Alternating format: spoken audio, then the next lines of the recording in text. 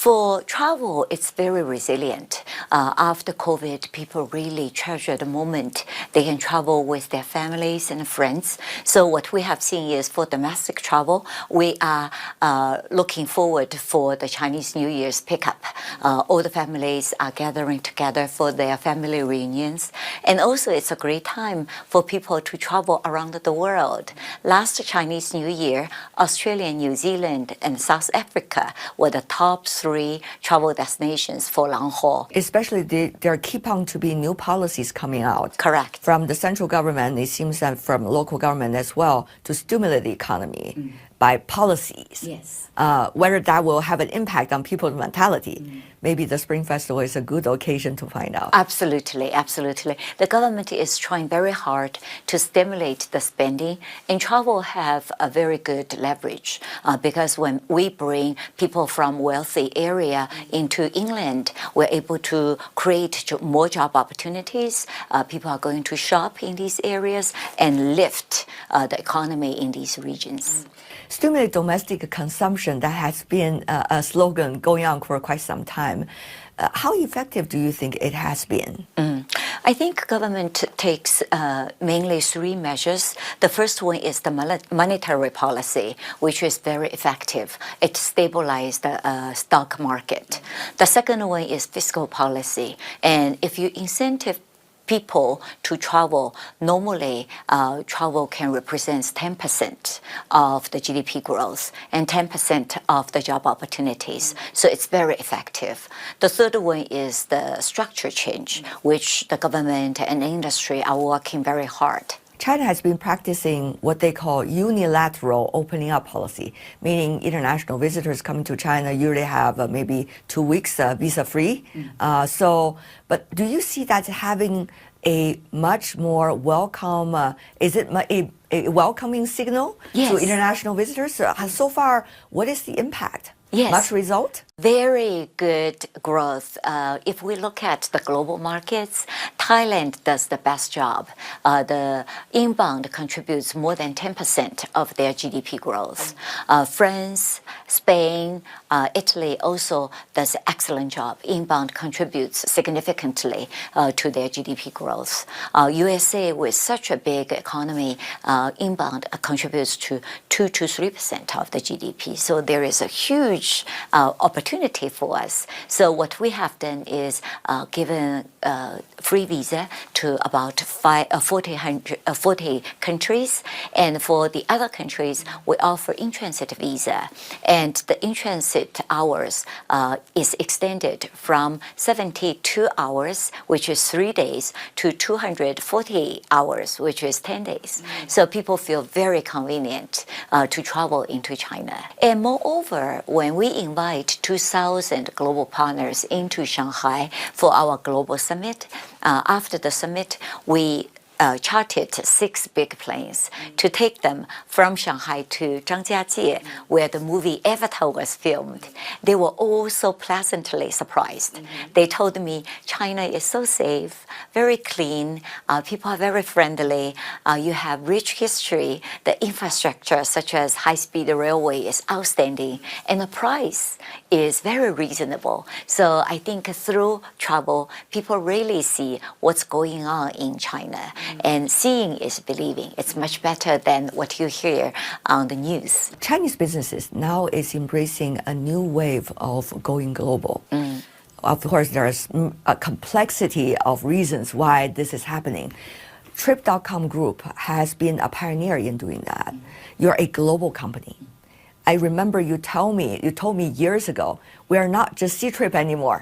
We're Trip.com. What does that transformation mean to you, and how do you see the latest rounds of Chinese businesses going global? Yeah, sure. Travel by nature is very global because when we have a hotel, it's not only going to be used by Asia customers. People in the Middle East, in Africa, in Europe, they can all use it. So travel by nature is very global. So we are bringing a very comprehensive product offerings to our customers. For example, when you fly from Singapore to New York, if you are taking business class or first class, we will promote five-star hotel to you. And then once you select a hotel in New York, for example, Four Seasons Inn Hotel, we'll calculate the distance between JFK to Four Seasons, and we'll offer limousine services for you. And after you check in, we'll tell you, oh, there is Michelin restaurants nearby. As long as I have Jane, I've got everything done. Everything, yeah. So one-stop shopping really empowers people to see the world.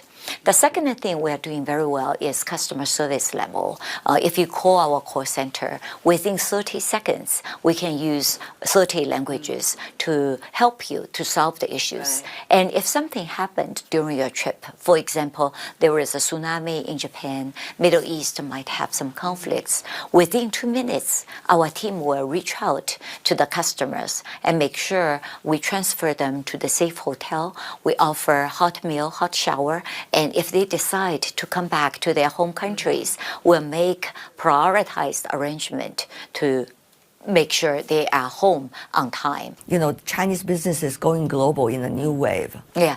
What is the nature of this? Yeah, Chinese people are very adventurous. As the company is growing stronger, the customers are not going to be only limited within one country, but rather it's going to be global.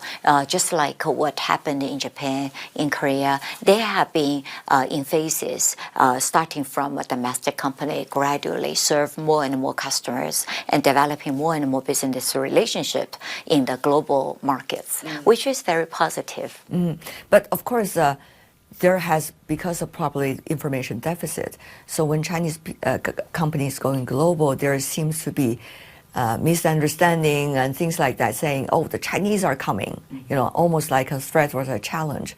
What do you make of these, you know, different, how shall I say, different waves of misunderstanding and vis-a-vis Chinese companies' strong desire to go global still?